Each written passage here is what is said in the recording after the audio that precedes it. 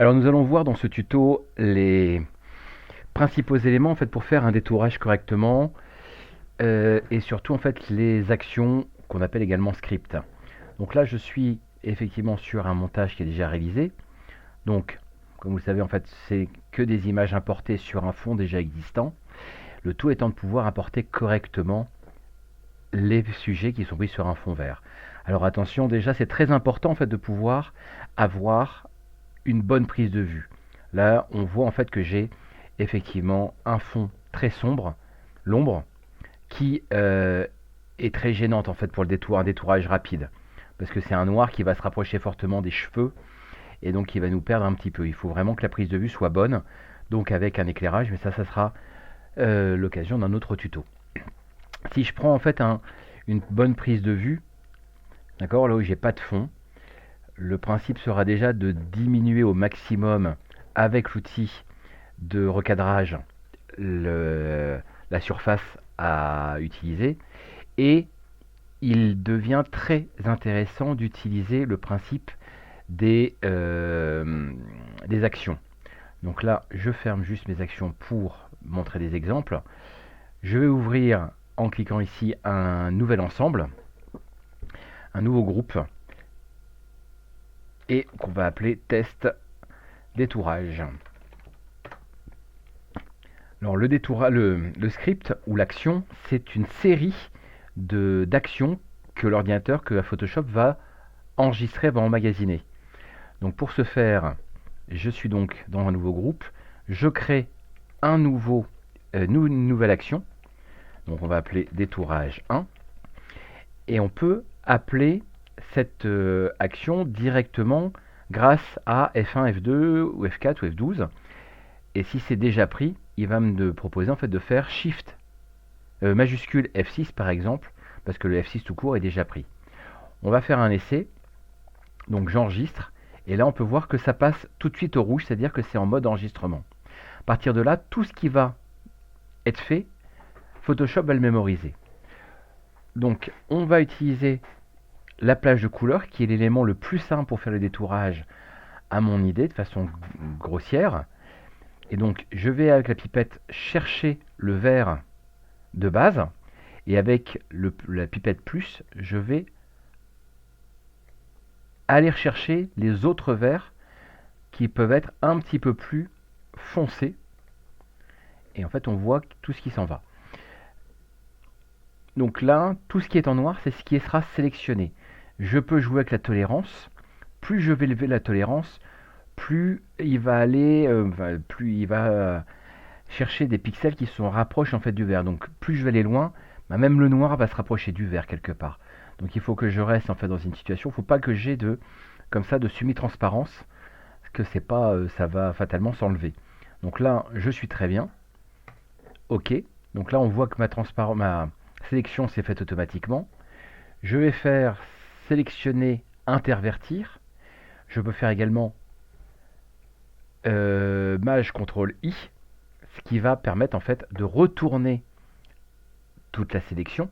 Donc là, on a sélectionné à l'intérieur, alors que tout à l'heure c'était à l'extérieur. On a sélectionné le vert. Là, j'ai sélectionné les personnages. Et pour affiner, parce que j'ai des problèmes avec les cheveux notamment, donc là, on va essayer de rentrer un petit peu dans le corps, dans la peau des gens.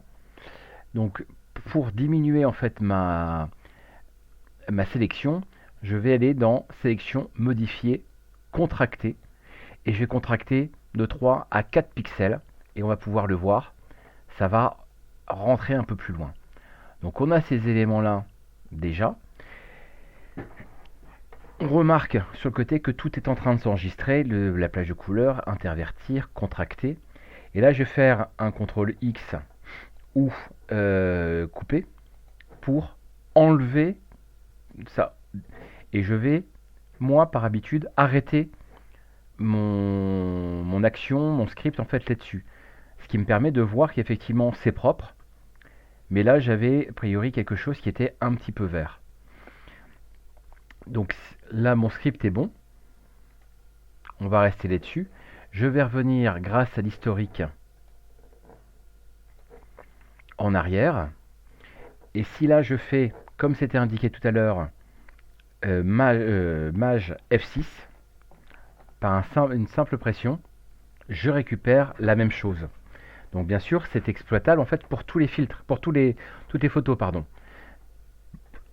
Si je vais sur celui-là, là ça va être un peu difficile parce que c'est une couleur, on sait pas c'est pas le même shooting, et on voit que la couleur est beaucoup plus forte. Donc je ne suis pas sûr que mon élément sera bon. Donc là je viens de le faire, on voit qu'il y a un petit peu de perte ici.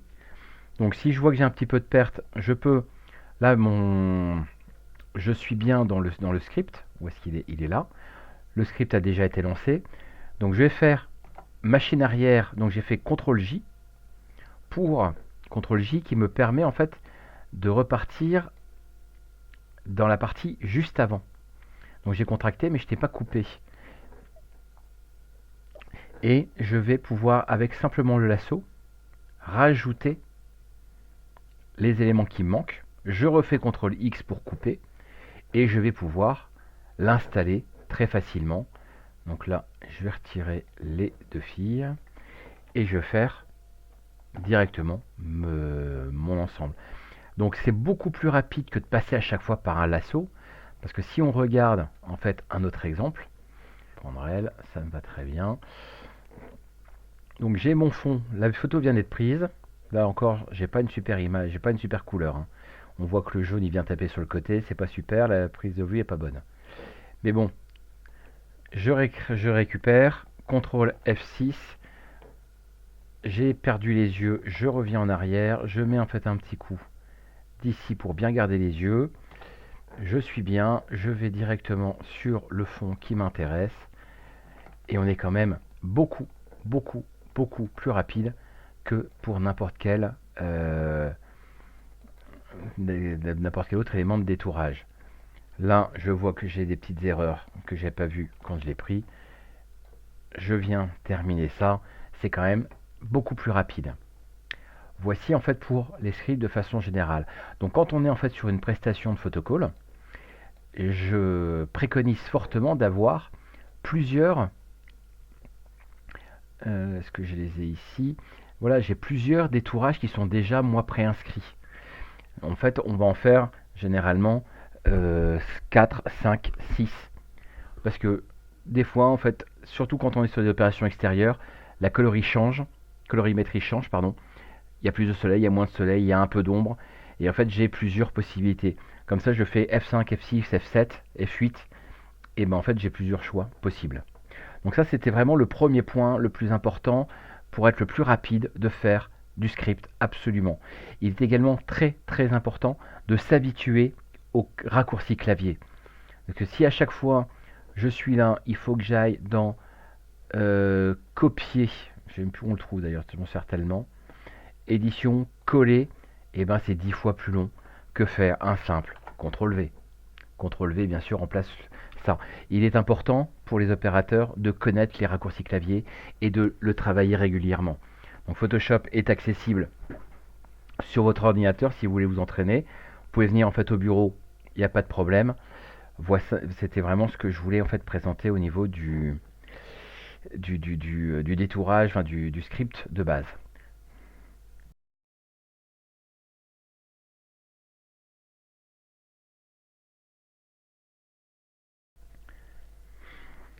Voici maintenant les principales techniques qu'on va utiliser pour un détourage. Donc on a vu précédemment le principe de la plage de couleurs, qui est ce qu'on va utiliser principalement pour ce genre de choses. Mais il s'avère que dans certains cas, on ne va pas vraiment pouvoir utiliser ça parce que bah, justement, on n'a pas de, on n'a pas de fond vert. Si je prends par exemple en fait cette photo classique, là je n'ai pas de fond vert à proprement parler. Je ne vais pas pouvoir utiliser en fait une plage de couleurs. Par exemple, si je prends effectivement, si je veux quand même tenter la plage de couleurs, oui, je vais pouvoir prendre en fait tout ce qui est rouge facilement. On voit en fait ce qui apparaît ici.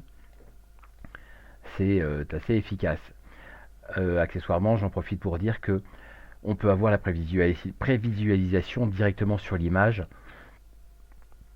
pour savoir ce qui a été mémorisé. Et là, il suffit simplement d'utiliser tout ce qui est la prévisualisation. Voilà. Donc je vais revenir en fait à mes habitudes. Donc là, le rouge, bien sûr, va pouvoir être pris. Et je peux plus travailler encore sur le rouge complètement.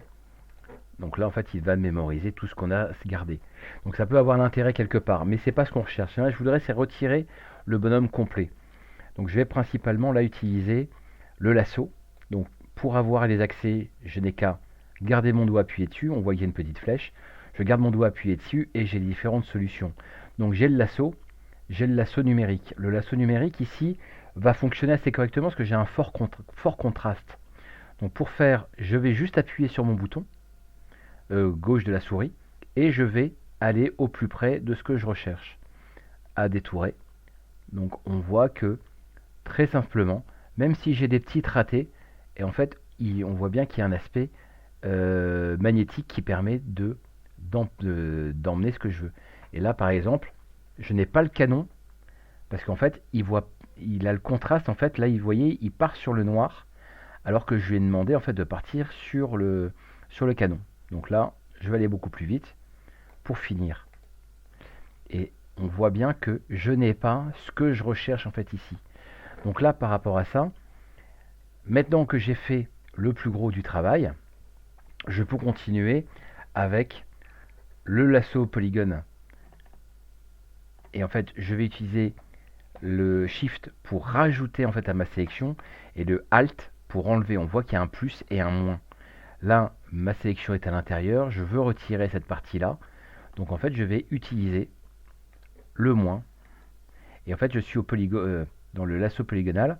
Donc en fait, je n'ai que des traits qui sont droits et qui peuvent avoir un côté pratique pour ça. Par contre, ici, si je le fais en fait au polygone, fatalement, eh ben, je vais me retrouver avec quelque chose de carré alors que je voudrais avoir un truc rond. Donc pour ce faire, je vais utiliser le lasso classique. Je rappuie sur Shift, donc la majuscule. Mais là, je dois le dessiner avec le problème de la souris qui peut être pas spécialement précise. Donc ça, c'est une des solutions qui est très bien pour des détourages rapides qui ne demandent pas une grande précision. Ce que je vais préférer moi personnellement, c'est la plume. Donc là, je vais faire CTRL D pour désélectionner. On va retirer en fait les éléments. Donc c'est sélection, désélectionner, CTRL D que je vais utiliser, CTRL D, voilà. Et je vais utiliser la plume. La plume en fait me permet d'être extrêmement précis. Donc je vais pouvoir cliquer et en fait tirer des segments que je peux incliner très facilement, arrondir si je veux. Je suis un petit peu plus long, mais avec l'usage, on se rend compte que c'est pas tellement plus long parce qu'en fait, on fait tellement de retouches de l'autre côté qu'en fin de compte, ben, on gagne du temps là où on pensait pas en gagner. Plusieurs fois, je me suis retrouvé dans cette situation de me dire ah bah attends, je vais faire le sommet numérique magnétique, ça sera très bien, mais en fin de compte, c'est pas très propre. Et ben en fait, je préfère de loin quelque chose de beaucoup plus fin, de beaucoup plus propre et de faire vraiment ce que je veux grâce à la plume. Voilà un petit peu le travail de la plume. Donc si je fais tout le tour et que je viens terminer en fait mon élément, là j'ai un tracé. Je vais faire un clic droit. Je marque définir une sélection à 0 pixel et voilà ma sélection qui suit parfaitement ce que je recherche. Et vous remarquerez que je suis un petit peu rentré dedans parce qu'il y aura toujours ce petit phénomène de, de fondu en fait sur le fond ambiant. Voilà ce que je voulais en fait proposer. J'ai oublié de préciser que nous avons des solutions de réglage. Par exemple, si je prends l'assaut magnétique, contour progressif. Contour progressif, c'est ce qui va me permettre d'avoir ce petit fondu qui peut être intéressant, nous le verrons plus tard. Et la fréquence, le contraste, le nombre de points, en fait, pour justement à vous de voir en fait au fur et à mesure. Là, je vous donne juste des pistes. Fatalement, ça va être à chacun des opérateurs de travailler pour trouver la meilleure technique qui lui convient. Mais vraiment, si vous cherchez de la qualité, c'est la plume qui sera le plus efficace. Ça ne nous concerne pas en fait dans le cadre du photocall, c'était vraiment juste pour vous apporter en fait des solutions. Je reprends en fait un exemple ici où je peux avoir besoin en fait des éléments complémentaires. Je vais lancer mon script que j'avais fait tout à l'heure. Donc, dans mon test détourage 1, MASH plus F6. Donc, je vais l'activer. Il est là. Je l'active, j'appuie sur Play. Et je me retrouve donc avec ça. Là, il s'avère que bah, ça s'est bien fait. Mais, en fait, il a pris toute la couleur. Il a pris le bas des oreilles. Donc, en fait, quand on va utiliser ça, si je prends l'exemple sur mon fond, donc je retire celui-là. Si je remets mon fond, et ben j'ai emmené avec moi en fait, bien sûr, ces espèces de magnifiques boucles d'oreilles. C'est souvent derrière les oreilles, ça fait très très moche. Donc là, on a la possibilité, je vais revenir fait sur mon fond de base, on verra mieux. Mon historique, voilà. Donc j'ai ça, et ben je peux également utiliser la baguette magique, ou j'ai bien sélectionné la baguette magique, je vais me mettre en fait ici, et je vais cliquer. En fait, encore une fois, j'ai rajouté plus ou moins, Shift ou Alt. Donc là, je suis dans Alt.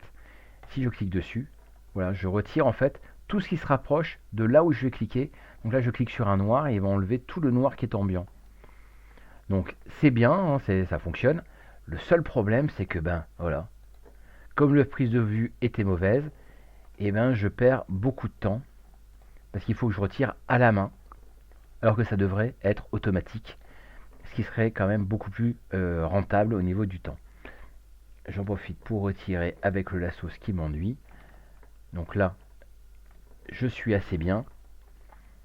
Je vais sur le fond qui m'intéresse. Je dégage cela, je remets celui-là. Et en fait, on est assez bien. Alors, petit élément qui peut m'intéresser. Donc là, on peut voir que j'ai une très légère transparence. Sur le fond que j'ai, je ne le trouve plus bien sûr. Sur le fond en fait que j'ai pris, voilà, on peut voir qu'ici j'ai des éléments. En fait, mon script était trop fort, et donc en fait là j'ai beaucoup de points qu'on va retrouver sur le fond.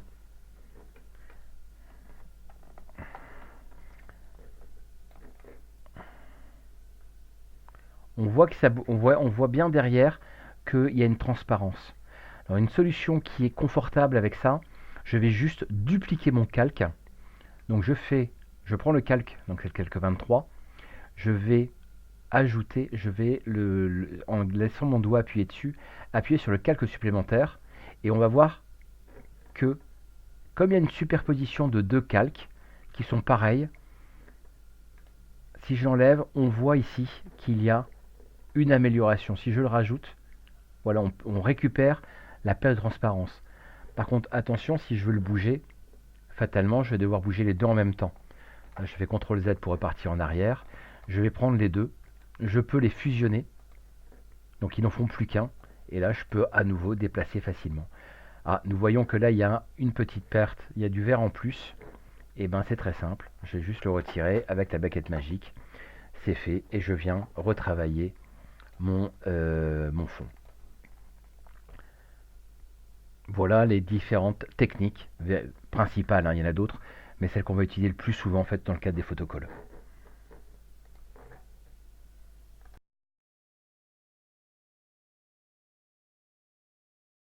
Un autre point qui me paraît important à soulever, c'est qu'effectivement l'usage, en fait, l'utilisation fait des scripts et surtout le redimensionnement. En fait, pour pouvoir accéder en fait au travail du script en lui-même, je vais devoir faire des transformations.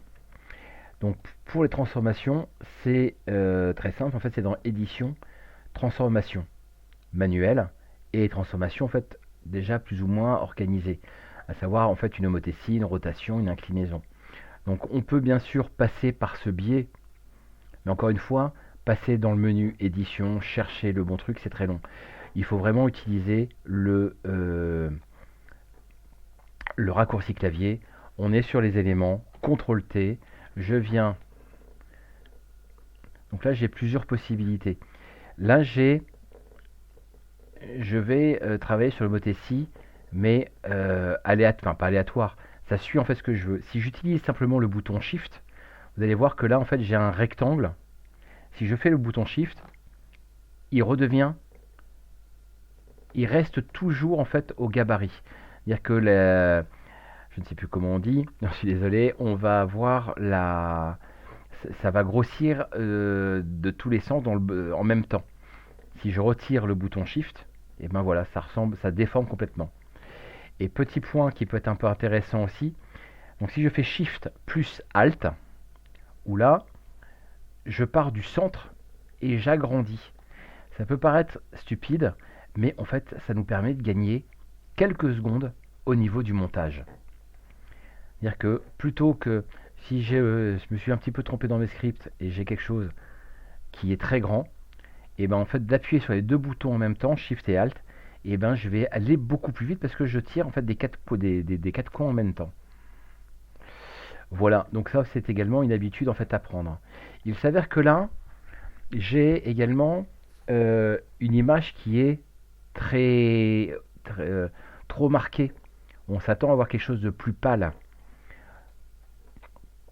Ça, on les utilise beaucoup également dans les scripts. Enfin, moi, c'est ce que je fais.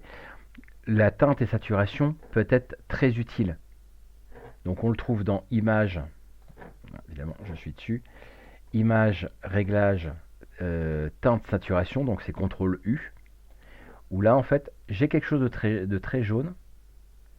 Et ben, en fait, j'arrive à récupérer ou à diminuer en fait les éléments. Même chose, dans certains cas, pour un fond de données, en fait, je vais avoir besoin de changer la texture, la colorimétrie même de mon personnage. Et ça, on y arrive, comme vous voyez, très très très facilement. Donc là, j'ai une solution de luminosité, mais qui dans le cadre de la teinte et la saturation, si je peux également utiliser directement la luminosité et le contraste, où là, je vais avoir un autre type de travail. Et encore une fois, dans certains cas, c'est extrêmement confortable. On a des images trop foncées, des images trop claires. Ben, c'est quelque chose en fait qui est pratique. Donc ça, c'est les éléments de base. Et je vais prendre en fait encore un autre exemple. Je vais prendre la tête de cette personne. Oh, raté. Donc je vais prendre comme ça sa tête. Donc je suis bien sur le calque. Là, je fais un CTRL X. J'emmène sa tête avec moi pour le mettre sur un fond qu'on va pouvoir utiliser plus facilement. Donc le spectre, je fais CTRL V, CTRL T pour l'agrandir. Je viens me mettre, donc on peut le voir, je suis mon calque est à l'endroit qu'il faut en fait, qui est bien juste derrière en fait le col. Je vais le replacer, un peu l'agrandir. Donc la position n'est pas très bonne, mais on va faire avec aujourd'hui. Je vais pouvoir venir retirer cet excédent qui n'a rien à voir. On voit que ça serait bien de grossir un petit peu sa tête. On va un petit peu le baisser, de manière le col monte très bien. Donc on va prendre son double menton avec nous. Voilà. Et je vais venir... Hop là. Je viens récupérer tout ça. Et on voit en fait que la main n'a rien à voir avec la tête du visage. Donc là, il n'y a pas. Il faut rentrer vraiment dans la saturation. Je diminue. Et comme par magie, en fait, on récupère une photo qui fait beaucoup plus réelle qu'il y a un instant. Voilà. Donc vraiment, il est important d'apprendre un certain nombre d'éléments de base, ceux que je viens de vous donner, de savoir utiliser les scripts, c'est essentiel, et d'utiliser au maximum les contrôles clavier, les raccourcis clavier, pardon. C'est une perte de temps d'apparence parce qu'on a du mal, on cherche, on trouve pas et on s'énerve. Mais alors c'est un tel gain de temps qui est exceptionnel. Voilà, c'était un petit peu ma formation en fait du jour et je vous invite en fait à travailler dessus. Je rappelle, vous pouvez venir au bureau sans aucun souci travailler sur Photoshop Et Photoshop, en fait, on peut vous donner des codes en fait pour pouvoir l'utiliser ponctuellement sur chez vous pour pouvoir apprendre à développer ça. Voilà, n'hésitez pas, je reste à disposition pour toute question.